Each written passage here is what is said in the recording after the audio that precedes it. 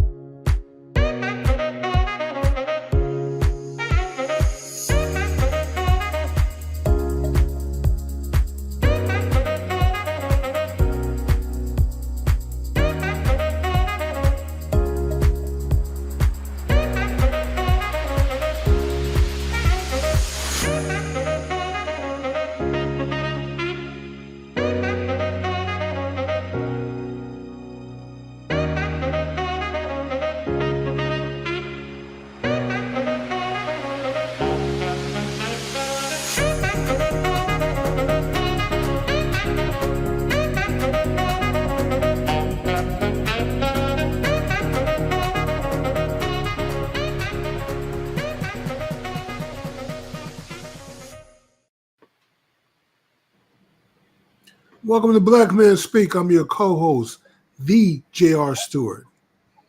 And I'm your co-host, Tommy D. Duncan III, otherwise known as TD3. It is Wednesday, August the 7th, 2024. And if it's Wednesday night, it's certainly Black Men Speak. So let's give a shout out to Liquid for providing our theme music. And if you haven't already, hit the bell, the notification bell, so you'll be notified when new shows are uploaded to YouTube and to other platforms, which is every Wednesday at 9 p.m. That's when our show concludes. And then if you haven't already, hit the like button. And if you're here watching the show live, invite a friend or a family member so you guys will have something interesting to talk about for the rest of the week. And with that being said, Tom, I do want to give a shout out. You guys may have noticed this is not a tribute to Stevie Wonder. These are actually, I don't know if you can tell, but these glasses on the side, they say McKinney Police Department. So we'll put them up closer to the, still a little blurry. I'm trying to put them into the camera. And this is my tribute to the officers, men and women who patrol our streets, keep us safe in blue, and the citizens that patrol with them as volunteers. So collectively, they do a great job at keeping the city of McKinney safe. And so I want to, do a tribute to them tonight by wearing their official McKinney PD glasses, shades that they wear, they issue to the officers. With that being said, Tom, I know we have a jam-packed show, so let's do what we do best, which is bring information about Black people, the most progressive talk show on the subject of Black people on social media. So once again, let's do what we do best and get to it. All right, folks, we're going to go ahead and get it started with our birthday babies for this week, as we all do. So get your seatbelts buckled up as we're getting ready to start our show. First, right. we do have a birthday baby today, August the 7th. Actually, this gentleman was born in 1963, but if you watch the movies, you may know this face. Harold Perrineau, yes, right in the center. He played Link in the Matrix Reloaded and Matrix Revolution films. I think the last two, he wasn't in the first, but going back a little bit, his first breakout role was as the independent film Smoke, released in 1995, in which he was nominated for the Independent Spirit Award for Best Supporting Male. He went on to appear in Romeo and Juliet, of course, in addition to the last two of the Matrix films, and also starred in the television series Oz, Lost, and From. So he has a birthday today. Hope that he and his family and friends are having a fantastic time. And happy birthday, Mr. Perrineau. Happy birthday, brother. All right. Our next birthday baby actually has a birthday tomorrow. You may not know what he looks like now, but you probably know what he used to look like.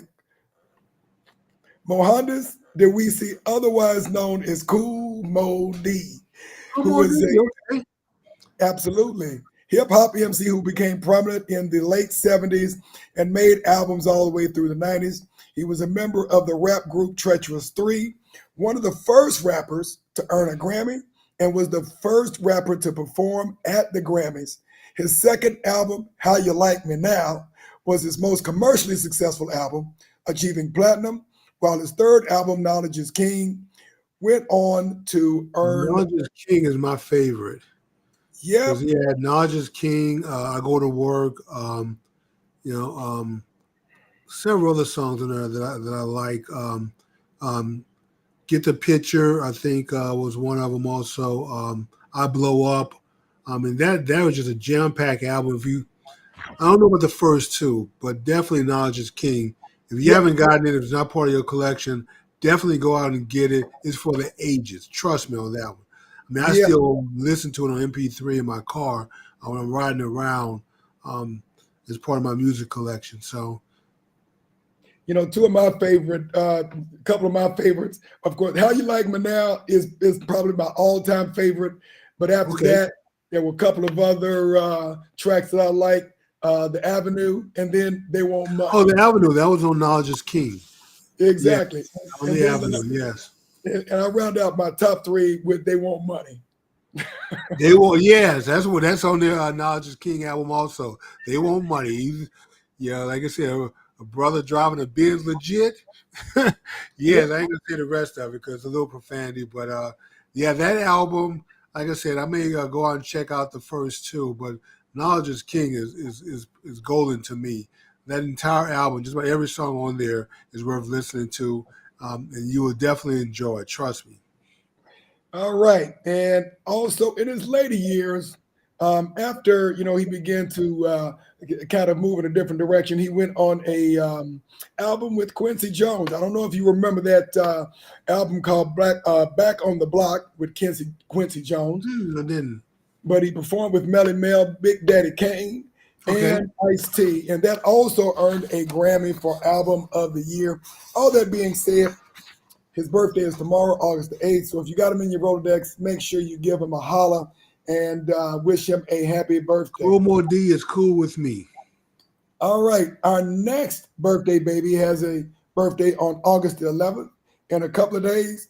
And Jimmy, she is one of my all-time favorites on the big screen. I don't watch a lot of TV, so I don't really know what she does on the small screen as much, but she'll talk about it. But this beautiful lady here, Viola Davis, has a birthday coming up on August the 11th. She is an actor and a producer, a graduate of Juilliard, which I didn't know, started her career in Rhode Island, appearing in small stage productions before she went into the small and big screen. Won 2 Tony Awards for Best Featured Actress in a Play and Best Actress in a Play for roles in the Broadway production of August Wilson's King Hedley II and Fences, of course, which was also turned into a movie. She's a great actress, Tom.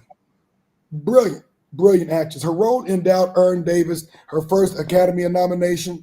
She also received nominations for Best Actress in The Help and Ma Rainey's Black Bottom. She won the Academy for Best Supporting Actress for her role in the film adaptation of Fences.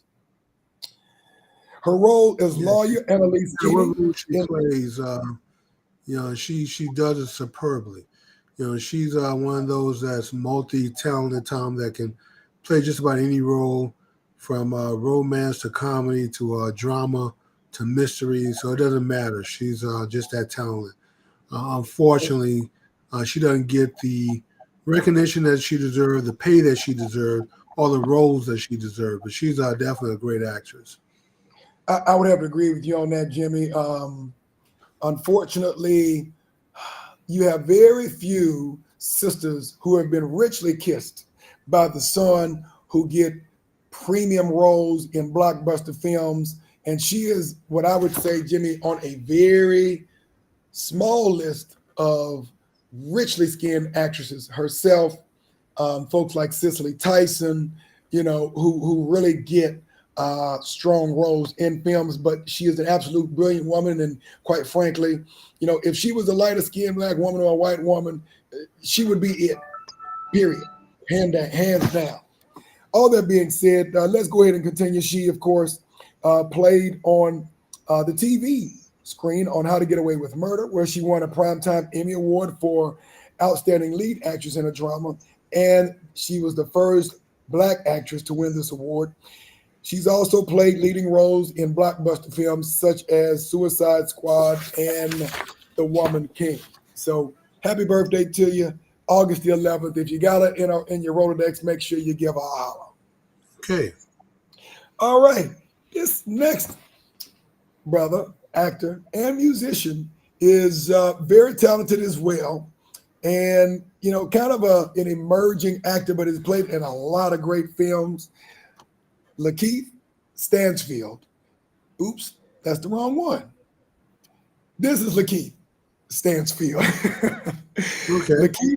Lakeith Lee Stansfield made his feature film debut in The Short Term in 2013, in which he was nominated for an Independent Spirit Award.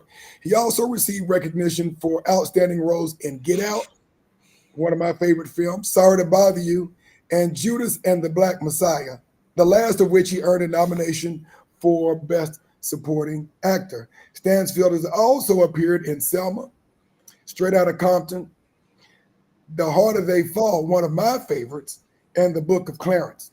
On television, he's played in the series Atlanta, in which he won a Black Reel Award and starred in the horror series The Changeling. He's been nominated for Critics' Choice Movie Award, a Gothic Award, Top Satellite Awards, two Screen Actors Guild Awards, and 5 Black Reel Awards. So happy birthday to you, Lakeith. Keep staying out there and making great films, and we'll see you on the big screen, I'm pretty sure, sometime soon. Yes. All right, those are our birthday babies, Jimmy. Just like last week, we have someone that we're going to have to recognize and give condolences to. Not a person that a lot of folks are probably familiar with his face, but you definitely know his music. His name is Shawn Martin, out of the Dallas area. And the entertainment and gospel industry knows this man, his face, and his music very well. He is a legend in the music and gospel industry and a musical genius. He became an ancestor this past Saturday at the tender age of 45. He was a Grammy winner, best known as the keyboard player for the jazz fusion group Snarky Puppy, and a three-decade collaborator with, of course, the great gospel artist Kirk Franklin. He had been under medical supervision since suffering a massive stroke last year in April of 2023. Martin was known for helping write and produce Erykah Badu's second album, Mama's Gone, as well as being a member of Chaka Khan's band as well. He won 4 Grammys for his work with Franklin in the Best Gospel Album and Contemporary R&B Gospel Album category. He was also won 3 with Snarky Puppy while a member, so he has a total of 7 Grammys. That's no small feat. Wow. He served as minister of worship, music, and band leader for the Friendship West Baptist Church in Oak Cliff, Dallas, Texas. Martin was a student at the Booker T. Washington High School for the Performing and Visual Arts in Dallas when he joined Kirk Franklin's band. He was also the founder of the Go-Go Band, where he expressed his love for Washington, D.C.'s go-go music scene. So we definitely want to send our condolences and prayers to his family. A great loss, of course, not just to his family, but to the gospel and the music and entertainment industry as a whole. Our condolences to you, brother. And we do say this: heaven has definitely gained one heck of a musician. Yes. Sorry to see you go at such a young age. Yeah, only 45. That is definitely sad. So before we get to our music contest for tonight, I want to acknowledge a couple of people who have joined us on the chat line. We've got Brother Ed Gray, the Commish Radio, comes on Saturday. I want to thank... Every Saturday, folks, go check it out. It's worth watching. Yep. We've got Brother Frederick V. Roberts, Esquire, out of the Prairie View, Texas. And, of course, Cousin Audrey K. Booker as well. So we want to thank everybody for joining us. If you have not done so already, make sure that you like today's video or like today's podcast. If you haven't, make sure that you not just like but Hit the also notification bell. Exactly. Hit the notification bell. All right, Jimmy. It is a quarter after the hour, so it is now time to officially start our music contest, where Jimmy is going to play an a cappella version of a song that most people should probably know. And you're going to have to either get, number one, the name of the song itself, the official name of the song itself, or the artist of record. You can either get 1 or 2 points. You don't have to know both. Yes. And after about 20 or 30 seconds after the song plays, Tommy will call time, and then there will be no more entries after that. And Tom, these are 2 songs that we've played before. Yes, they are. So, I noticed. Yeah, so we don't want people writing in like, hey, y'all already used those 2. So every now and then we will recycle songs, especially when I didn't get a chance to produce 2 new entries this week. Is that what happened? No, not to make excuses, but I was coming off a cold, and I'm just not starting to feel back to normal. So I just didn't get it done, being lazy. So you ready for the first song, Tom? We are ready. We are ready. I bet you're wondering how I knew about your plans to make me blue with some other guy you knew before. Between the 2 of us guys, I love you more.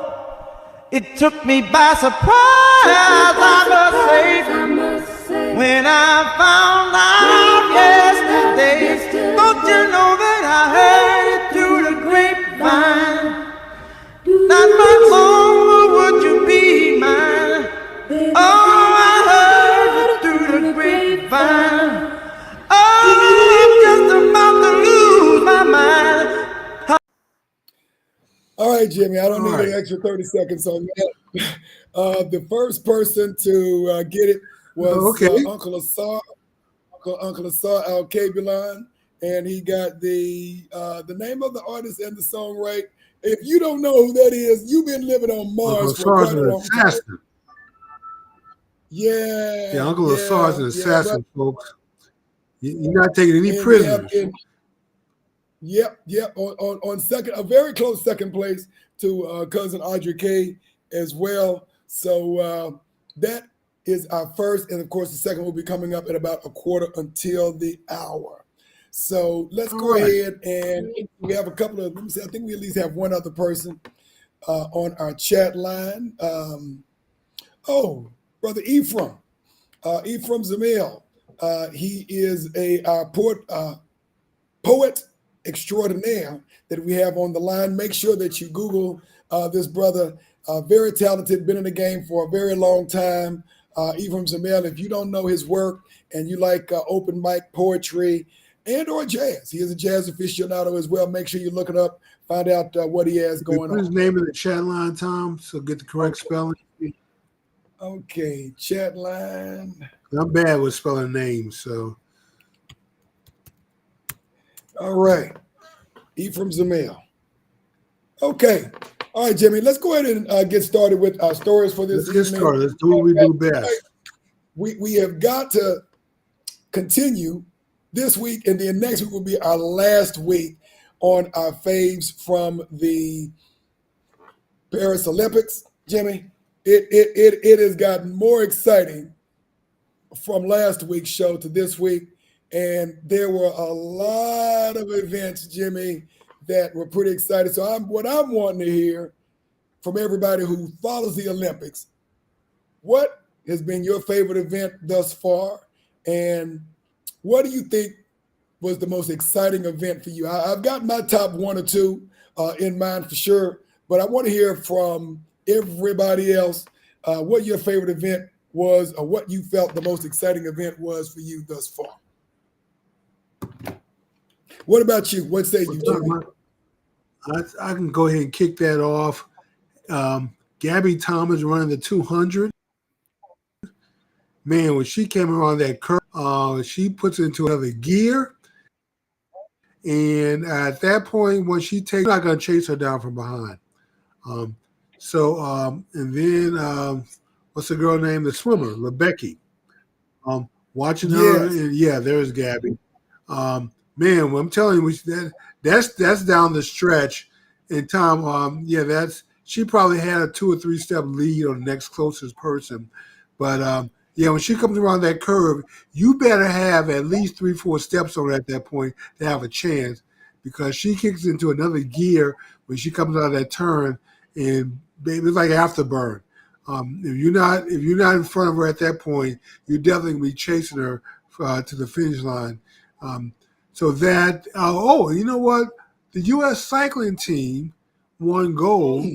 I think against, it was either the French or Serbia. So that was pretty exciting to watch. I did go back and watch the rugby match that you pointed out, where I think we won silver. That was fun to watch. She ran over one of those tacklers, and boy, it was off to the races at that point, because there was nothing but a goal line in front of her. I'm surprised that they didn't do a better job at going to tackle her. They just, I guess, assumed that that was gonna stop her. But yeah, she ran over the tackler, Tom, and it was off to the races after that. So that was pretty fun to watch. And then, of course, the women's gymnastics team didn't disappoint. They came and took care of business. I wish the men could have gotten a little more success, but gymnastics is not really our thing. So just the fact that they got as far as they did, congratulations winning the bronze. And then, Tom, Noah winning the 100 meter, barely. And so here's the thing, Tom, I wanted to say. This is, Jimmy, got to be the closest 100-meter dash I've ever seen. Yes. It was, Tom, it was a hair. But you know what? About 2 years ago, the Jamaican women lost to the Poland women in the 4x100 relay. And, Tom, they have, on that Poland team, I believe they had 2 white ladies and 2 black ladies against the Jamaican team, who were juggernauts at that point. I mean, they were kicking ass and taking name for years. And when they lost to Poland, I told my brother that's going to be their demise. It's going to be their downfall, because we don't have to be scared of the Jamaicans anymore. And when the our women team pretty much faced them in the finals, once again, who did we take down? Damn Jamaicans who were projected to win that race, and the U.S. women team took them down, Tom. So I'm not sure we need to be afraid of Jamaicans anymore. But this is the thing that I found very interesting. But I called it 2 years This ago. is what I found very interesting, Jimmy. The Jamaican women started pulling out a doggone near every race. And I was like, wait a minute. They pull it out of the 100, they pull it out of the 200. I was like, this is crazy. Well, they I guess maybe they saved it for the 4x100, but they didn't quite have enough in the tank to take us down. So, and then of course, you have the notables like and the 400 hurdles. I can't think of this Sydney McLaughlin. They haven't gotten her I don't know her married name.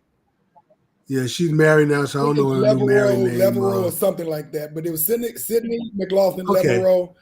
And, in her prelim, Jimmy, she slowed down. It was basically jogging, the last 30 or so meters of her race. Absolutely insane. There is a lady from Jamaica that early on, years ago, when Sydney first started, came out of high school and was running in college and decided to go pro. They would go back and forth in wins and records. But lately, Tom, last couple of years, Sydney has dominated that particular event, and it's not even close anymore, like you said. And I think she broke her world record. She had set a world record early on, and then the final, she ended up breaking a world record that she already set previously. So, there's no one touching her now. Nope, not even close. It'll be interesting. I want to say that the finals are coming up maybe Thursday or so for her. Yeah, Okay. so we'll definitely look at that, Jimmy. I would have to say that that 100-meter race, and Uncle Asar, by the way, says the 100-meter race was a ripoff. I mean, it was about the closest race, and I didn't quite understand it either, because it's interesting because the announcers actually called the Jamaican sprinter as the Yes, he did. They initially gave it to Jamaican. They were called it for both Jamaican. looking at it, and the strange thing about it is Noah Lyles actually went to the Jamaican sprinter almost as if to congratulate him. He put his arms on his shoulders. And then he started looking up at the screen like, wait a minute. We need to reevaluate this. I don't know if I lost. Yeah, he had that look. He went to congratulate him, and he looked up at the screen, and then he stopped, and he stared up at the screen, and you could see it in his face like, yeah, I think I may have won here. But it was a very interesting race, and I don't know. It's not that I guess it's not the first person to put their face in the very front, and so somebody told me it was a shoulder. I don't know, Jimmy, but it was the closest race, and there were about 4 sprinters who could have won that race, depending on where their shoulder was, their foot was, their face was, or whatever it is they're counting on. All it takes, a lean here or just an inch of your body. But it's very close. This dude here won, quite frankly, because Shane Thompson out of Jamaica. I thought he had actually won it, Jimmy, but I guess the folks, whoever looking at the camera, decided they were going to do something different. But that was an exciting race. And, Jimmy, of course, I'm not a gymnastics guy, but I found myself, of course, watching possibly the last, of course, of Simone Biles, the GOAT of women's gymnastics. Of course, she won the all-around gold, and then she also won the vault, or the gold in the vault as well. And she is unfortunately did not get a chance. I think she medaled on the floor exercise too. What's that? I think she medaled on the floor exercise. Okay, she did medal. I think she got 2 golds in the silver. She did. She got a gold in the all-around. She got a gold in the vault, and she got a silver on the floor exercise. But on the floor exercise, this may be the sad end of a generation of the greatest of all time, the greatest who have ever done it in women's gymnastics, Jimmy. So it'll be very interesting. And Tom, she's 27 years old, which is ancient in gymnastic years. Yes, sir. Those are almost like dog years. So it's been a pleasure that she's been able to perform at this level for this long. And so we should definitely, if anybody deserves a parade or the city of Houston should definitely do something special when they get back from Paris for what she has done. So, and Jimmy, I'm going to go ahead and have to give a shout out, an honorable mention, even though this is not a U.S. athlete. She beat who was considered to be the overwhelming favorite in the women's 100 meters. That's Julian Alfred from St. Lucia, a small island in the Caribbean, Jimmy. I know, Tom. Sha'Carri Richards was favored to win that race, and so I was a little disappointed watching it. Yeah, Jimmy, but I'm going to have to give her a shout out. And Jimmy, that is why you actually compete in the race, because you can't go by who's the favorite. You have to compete, and I have to give her a shout out. That girl blistered out of those tracks on the 100. Tom, she took it from the start, and that's kind of Sha'Carri's weak point, is coming out of the blocks. A lot of times she's fast enough to chase people down and overtake them, but not in this particular case. Tom, just wasn't enough real estate in a 100-meter dash. Yes, it was a nice race. I was sad to see her, especially after her Olympic problems 4 years ago. Yep. So I was really cheering for the young sister who kind of turned it around, got her act together, focused on her sport and profession. But it's not bad to come in second. She won a silver, so she's still an Olympian, a medal winner at the Olympics. And in addition to that, Jimmy, she does have an opportunity to run for the gold in the 4x100. So she still has an opportunity to go for the gold. We definitely wish her the best of luck. We know that there were a lot of expectations on this 100-meter dash, but sometimes things happen. But, congratulations to St. Lucia. Have they done the 4x100 already for the women? What's that now? Haven't they done the 4x100 for the women? Julian Alfred actually won the 4x100 for the women. No, I'm talking about the relays. Oh, the relays. No, they haven't done the relays. That's at the end of the I week. thought they did. The medley. Oh my God, the 4x400. Oh, that was medley. mixed. Yeah, Was that mixed or? that was I thought mixed. I saw a race. That was mixed. We haven't had the men's or the women's 4x100 or 4x400 finals yet. I thought we did because in the maybe it was one of the legs leading up to the finals.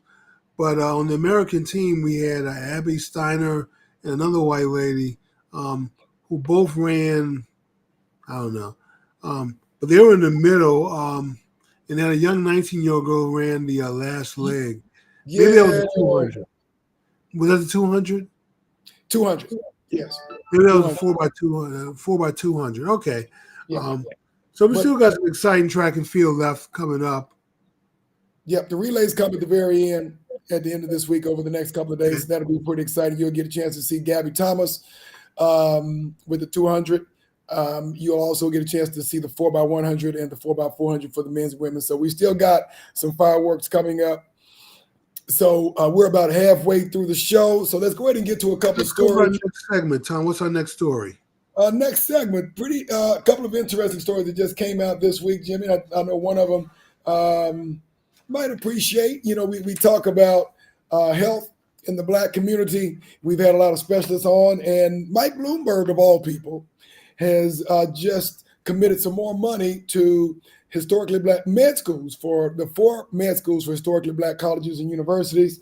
He, of course, Mike Bloomberg, for those of you who do follow some politics, he's the former mayor of New York, also a billionaire, recently announced $600 million contribution to the endowments of 4 HBCU med schools at the National Medical Association, an organization of African-American physicians founded by Black doctors who, of course, at that point in time could not join the American Medical Association, which was the white medical association. Reason being, only about 6% of physicians in the United States are African-American, even though we represent about 13% of the overall population. And unfortunately, as we've seen, of course, during COVID and other times, African-Americans suffer disproportionately from many health anomalies, in addition to the way that they are treated in certain hospitals across the country. And experts believe that putting more money into supporting African-Americans in the field of medicine can help close this gap on long-standing inequities. The gift is among the largest private donation to any group of HBCUs, with $175 million going to Howard University College of Medicine, Meharry Medical College, and Morehouse School of Medicine.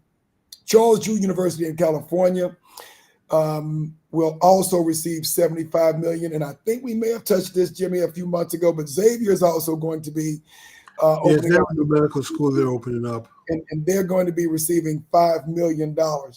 But this donation more than doubles the endowment of the 3 big medical schools. Sad, Tom.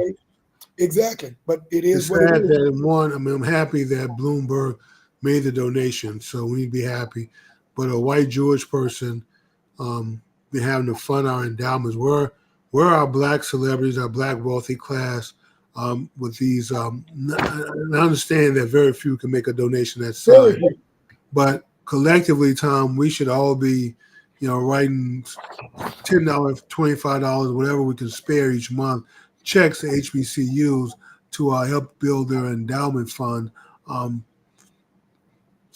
I'm happy for the schools. I wish more of the HBCUs with graduate programs would develop med school programs also, because we definitely need more Black doctors, because there's a void there. And personally, from having medical issues most of my adult life, I know that there's a difference between going to a Black doctor and a doctor who's not Black when it comes to treatment. The Black doctors seem to understand a little better when it comes to which pills or medicines work better with Black people versus some of their peers. So if we can, as many Black doctors that we can produce through our schools, let's make it happen. And let's make sure that we're all doing our part to write a small check each month to your favorite HBCU or endowment fund. Every little bit helps. I don't care how small it is. I would agree with that, Jimmy. I know a lot of folks have given to the UNCF, United Negro College Funds, and or to individual schools. I know I've done it myself. I'm pretty sure you have as well, Jimmy.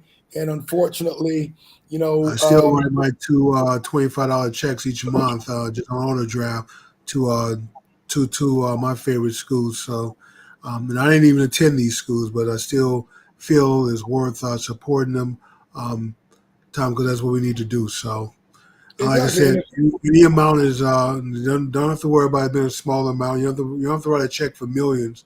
I'm pretty sure they appreciate every little bit that comes in. So let's all just do our part and just chip in whatever you can and whenever you can.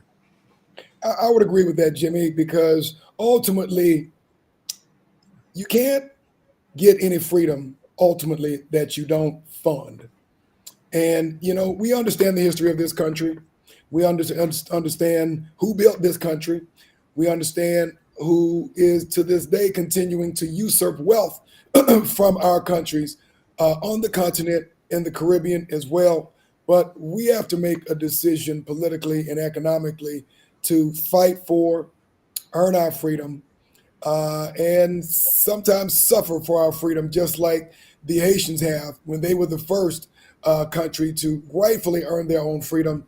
And they have pretty much had to have paid in blood, sweat, tears, and money for 200 years since then for earning their freedom. But you will not have freedom unless you fight for it and you fund it yourself. That's true. So true. Ditto that. So, again, congratulations to, those 4 medical schools. And, of course, the shout out goes to Mike Bloomberg. He just, I think, committed $1 billion to Johns Hopkins University as well recently as well. And he made this commitment, interestingly enough, during this 2020 campaign for president, which, of course, he suspended early. And I guess he decided to follow through on his commitment. So good for him. Oh, well, this check is going to be good, Tom, unlike the other story that we had. Bloomberg check will clear the bank. So I think when the check gets deposited into the bank, I think it will go through. Yeah, I think that one will clear. All right, Jimmy, let's go ahead and go to our next story. Another very interesting story. USDA settles for a $2 billion discrimination case that will benefit Black farmers. The Biden-Harris administration has committed more than $2 billion to the USDA to African-American and other farmers who were discriminated against by the U.S. Department of Agriculture. The U.S. Commission on Civil Rights has documented how USDA administrators routinely denied loans to Black farmers for decades, contributing to a massive decline in the number of Black-owned farms in the United States. At the turn of the century, there were 1 million Black families in the United States who were farmers. Today, Jimmy, that is down to just 50,000. At the turn of the century, at the turn of the century, Black farmers owned 20 million acres of land. Today, that's down from 20 million to 3.5 million. That's a little bit less than 25 years, give or take. As long as from 1965, the USDA discriminated against Black farmers and others as well, but little was done to address these problems, and therefore the number of Black-run farms without access to capital and or resources dropped 96% over the last century. The payout comes 2 years after Congress funded this program through the Inflation Reduction Act of 2022. The program was created by the Biden administration, who tried to provide $4 billion in debt relief for Black farmers, but unfortunately it was shut down amid lawsuits by white farmers arguing that their exclusion was a violation of their constitutional rights. Now, this in mind, 98% of the agricultural land today is owned by white farmers and white-run corporations, but they're suing against relief to address discrimination that's been going on for decades. John Boyd, a fourth-generation farmer who happens to be African-American and also is founder of the National Black Farmers Association, says the group is also still fighting for a related $5 billion debt relief program. And they have been pushing for this, Jimmy, for 4 decades as they have been trying to seek relief. To date, more than 23,000 farmers have been approved for payments ranging from $10,000 to $500,000, according to the USDA. Most of this, or a large share of this money, going to farmers in Mississippi and Alabama. And John Boyd said the USDA loan officers would slam literally the door in his face if black farmers persisted. Carter said officers would send the police to their homes when they were trying to get what they felt was fair, which is access to capital so they can continue to run their farms. Boyd said he'd watched as his loan applications were literally torn up and thrown in the trash, right in his face, been called racial epithets such as the N-word, and was told to leave in the middle of a loan meeting so that the officer could speak to white farmers and address their needs while ignoring him. So with all that being said, Jimmy, I guess his lesson learned is never give up, regardless of the circumstances, and continue to fight the good fight, because he said this is a start, but it's not the end. Well, Tom, all I can say is I wish, because now I'm afraid I'm a little dubious, the fact that this was part of the Inflation Reduction Act, and that program is a couple of years old, that they didn't get the money out of the house faster. Sometimes these programs get funded, which is that's the biggest step, but the money just sits there and getting eaten up through administrative fees.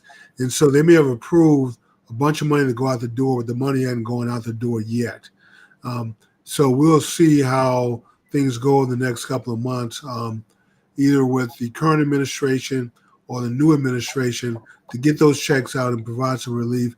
Because we have chronicled on this show how black farmers have not gotten their fair share. This is taxpayers' money. It's not like there's some giveaway that we're giving to other farmers. This is money to help farmers survive, to help them gap bridge over to their crops come in, so they can sell, so they can make money, become profitable. And so we provide this kind of relief to all the farmers. There's no reason why black farmers who've been complaining for years that their applications have been rejected, turned down, in which they never understood why, other than this is just another concerted effort by a government.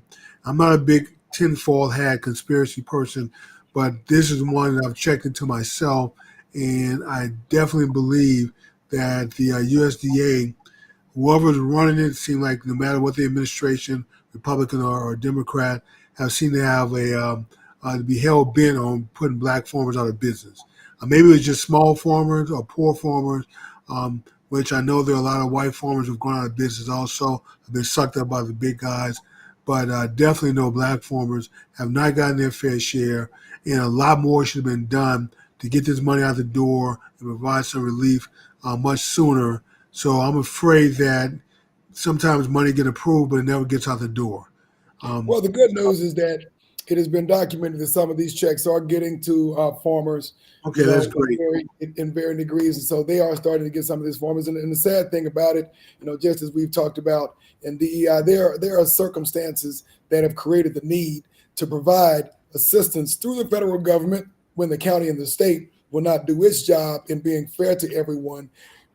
And unfortunately, you have a case like this where the federal government has nothing but to get involved, because, of course, the state and the county agencies are making sure that they get the lion's share of the money to folks who look like them, and they don't usually look like us, Jimmy. So, the current administration can sign executive orders to process all of the applications, get all the checks out before the end of the year, maybe not fiscal year, but end of the service year, January 20th of 2025, so when he walks out of office, at least he can say this is one program that he took care of and did for black farmers. So that would be great.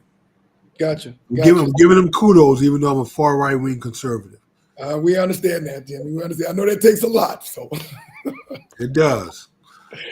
All right, Jimmy. Well, let's go ahead. We are right at about 1:15, so I think we need to go ahead and get started with our second music contest. I don't know if we've had anybody else who's joined us on the chat line. Okay, Miss Tanya, she has joined us on the chat line as well, and we're going to go ahead and get started. Yeah, absolutely. So we're going to go ahead and get started with our second song. Again, either the artist of record or the name of the song of record, getting 1 or 2 points, depending on when you show up on the chat line or text. So, Jimmy, I'll let you have it. Mother gazing out of the window, staring at a sun that she just can't touch. And if at any time he's in the jam, she'll be by his side. But he doesn't realize it hurts her so much. Listen to me. Don't.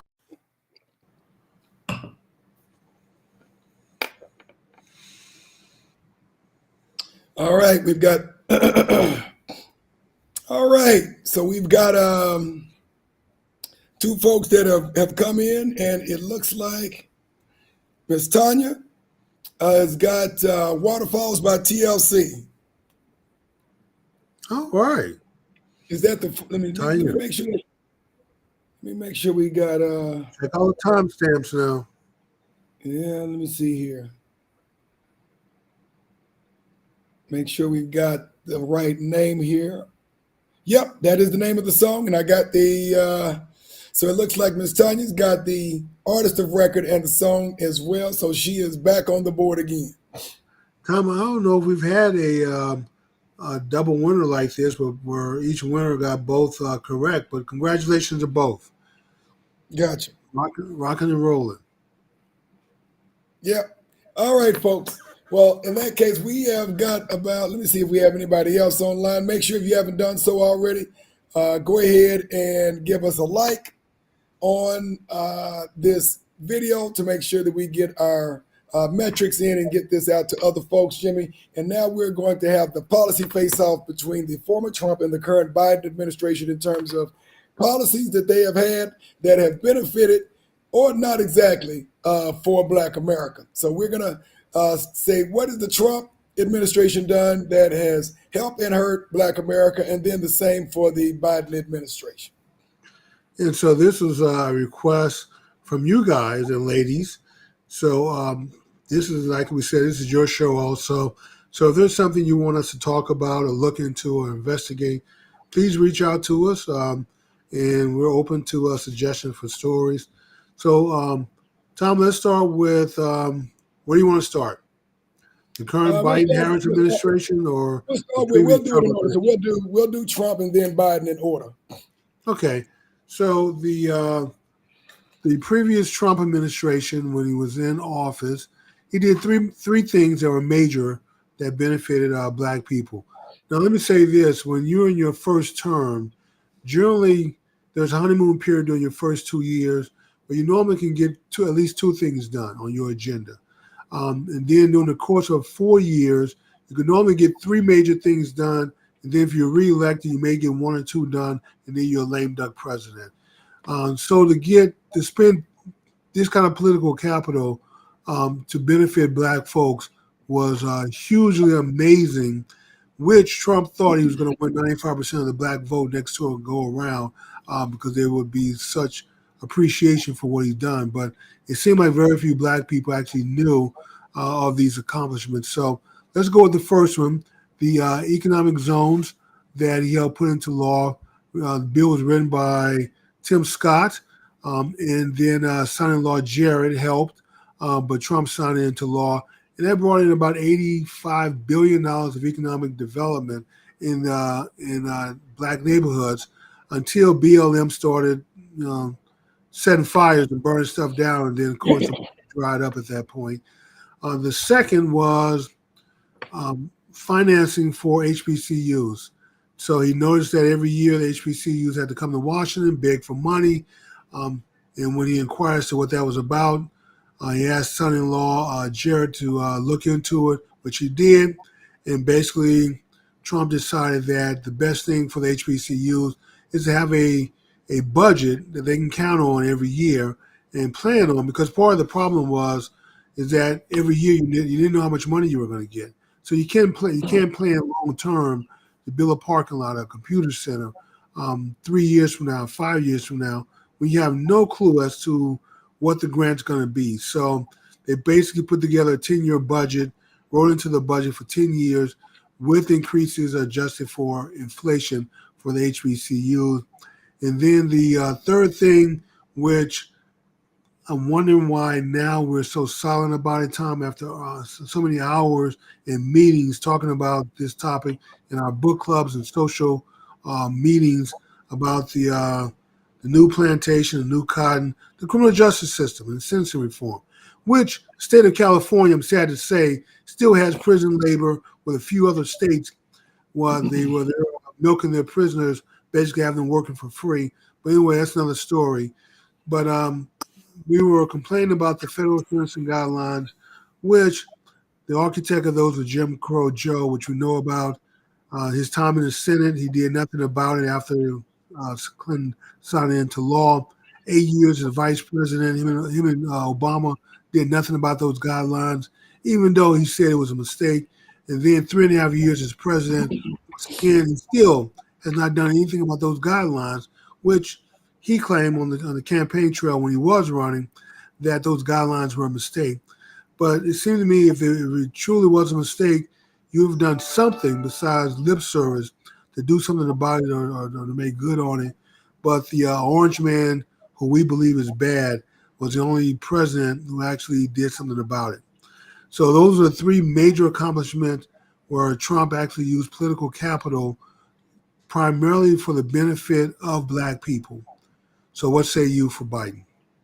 So are you going to do the things that did not work in Black folks' favor, or are you what? We can say that for next. Let's go through the benefits, and then we'll go through the things that did not work out. All right, good deal. In terms of Biden administration and things that he did that definitely helped Black folks, I'm not going to say in any particular order of importance, but if there's anything that he did that definitely helped the country, and one of the reasons why he became president, to the dismay of the Trump administration, is he actually ended up stabilizing the country after the COVID pandemic, which of course disproportionately, affected African Americans. We started thinking that, of course, we were somehow immune to this COVID epidemic. But as it turned out in the United States of America, not so in other African countries, but in the United States of America, we were disproportionately affected by that. And unfortunately, when we got into this, we had a lot of folks who were saying that COVID was a hoax. It didn't really exist. It wasn't a real thing. And, it threw the country into a spin. But at the same time, it was catastrophic when you look at the health of Black folks overall. And so he helped stabilize the country during the, 2 years or so into the COVID epidemic. And so that's obviously one thing that definitely benefited us, because we suffered disproportionately in a lot of ways from that pandemic. Next thing is executive orders on racial equality. If we look at, there are several layers to this from my standpoint. Number one, you look at the number of federal judges that he appointed.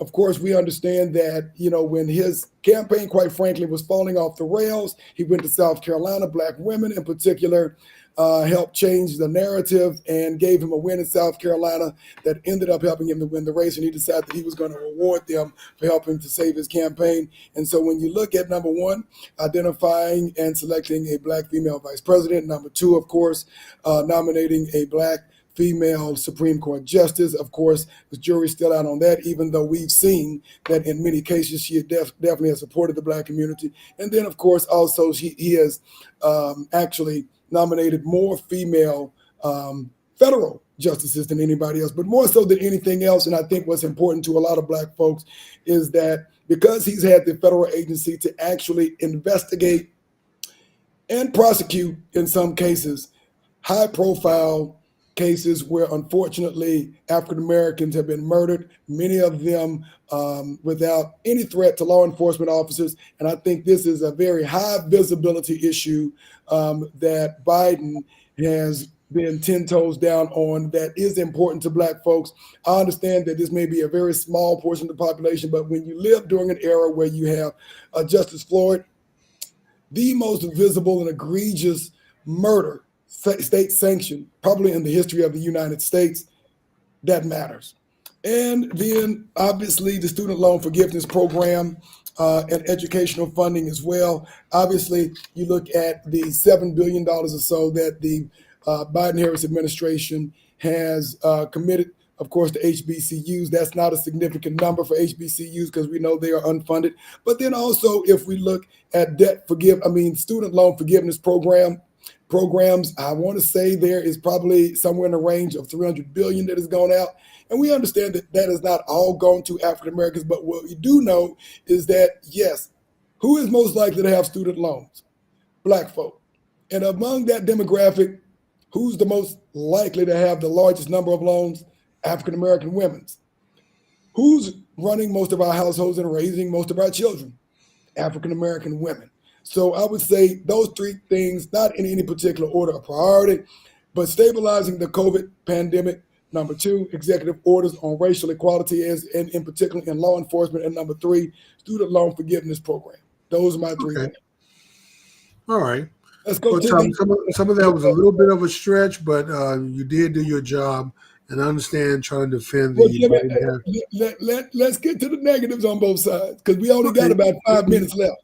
The negative on the Trump side is that when it comes to education, I wish they would have taken those first 2 years when Republicans controlled the House and had the tiebreaker in the Senate, I believe. No, they didn't. They didn't have the tiebreaker in the Senate, but control the House and the White House, that they would have pushed more to solidify charter schools and education reform.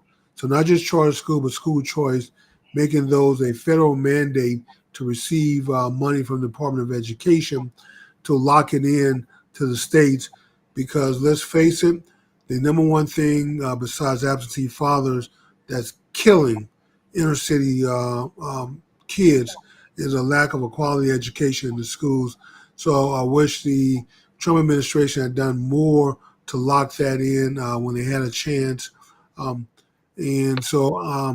that's my one big takeaway for a negative on the Trump administration.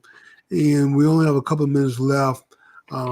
So I only had two, but I don't want to waste up all the time on the second one. So why don't we let you do one, and then we'll close this out and see if there's anything on the chat line where people want to chime in. All right, I would say probably one of the most painful, of course, if we look at economic policies and inflation in particular, when we look at the stimulus spending during the Biden administration, contributing at a not small level to the inflation in this country, high inflation rates, and of course, who's most disproportionately impacted by inflation? The folks who have the least amount of net worth, and household income, which is Black America. I mean, we are surviving. We have always survived. Of course, we survived through slavery in this country, 250 plus years of it. So it's not that we won't survive, but economically, obviously, it has impacted us disproportionately compared to other folks as well. That's true, Tom. And let me say this about both administrations. Both administrations reach record levels of unemployment among the Black population.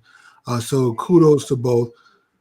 But here's the thing, though, is that when you hear Trump give speeches, of all the things he did in his first 4 years in office, first term, he says lowering Black unemployment was his crowning achievement. That's the thing he was most proud of. So for those out there who thinks that this man's racist and somehow have it in for Black people, which he's done a lot of things he could be proud of during his first term, but to say that Black unemployment was his greatest thing that he did.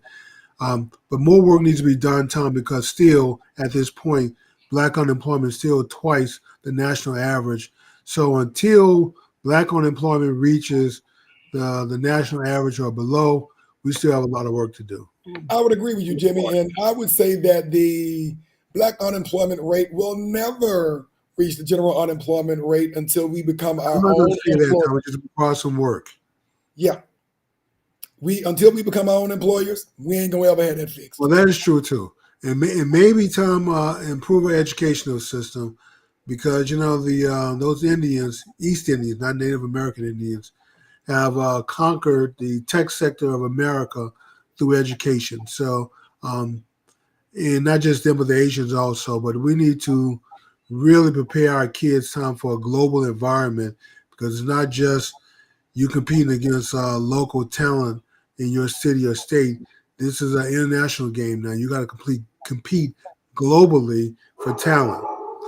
And we can't just be competing globally to go on vacation. True.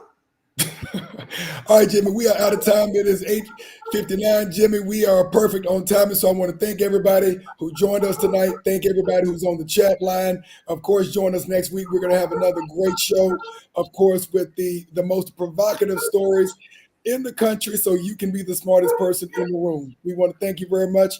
Have a good night. Same black time, same black channel.